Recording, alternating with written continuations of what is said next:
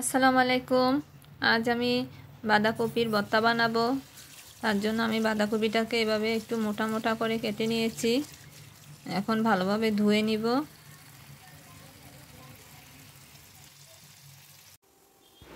ধোয়ার পর একটা শুকনা কড়াইয়ে সামান্য একটু পানি আর পরিমাণ মতো লবণ দিয়ে সিদ্ধ করতে বসাবো।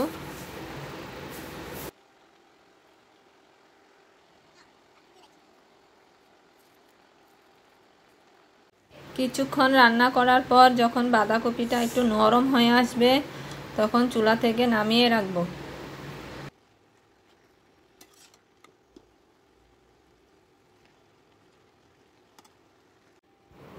এখন চুলায় একটা ফ্রাই প্যানে পরিমাণ মতো তেল দিয়ে পেঁয়াজ রসুন কুচি দিয়ে 5 মিনিট ভেজে নিব।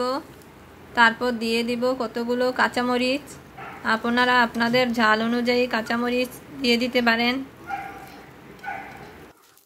তারপর দিয়ে দিব একটু লবণ।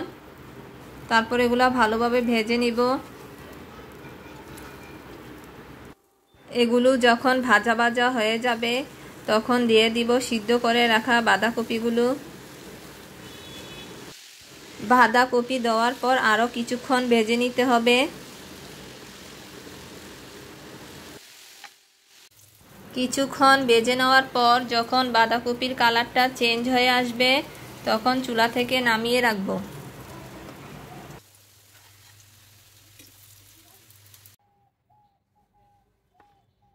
তারপর ভেজে রাখা বাঁধাকপিগুলা যখন ঠান্ডা হয়ে যাবে তখন ব্লেন্ডার করে নিতে হবে। গরম অবস্থাতে ব্লেন্ডার করা যাবে না। আমি একেবারে মিহি করিনি, এরকম হালকাভাবে করে নিয়েছি।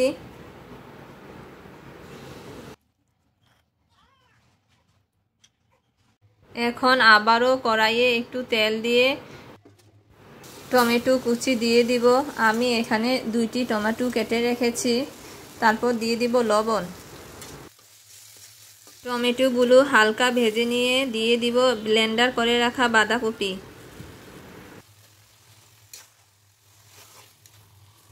তারপর নেড়ে চেড়ে নিয়ে এতে দিয়ে দিব হলুদের গুঁড়া।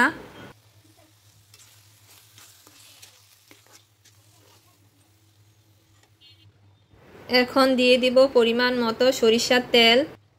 সরিষার তেল দিলে ভর্তার ফ্লেভারটা ভালো আসে। তারপর দিয়ে দিব ভাজা শুকনা মরিচ গুঁড়া করে।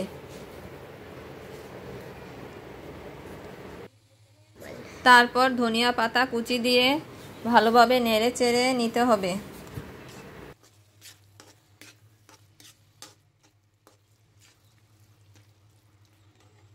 এই তো হয়ে গেল বাঁধাকপির ভর্তা।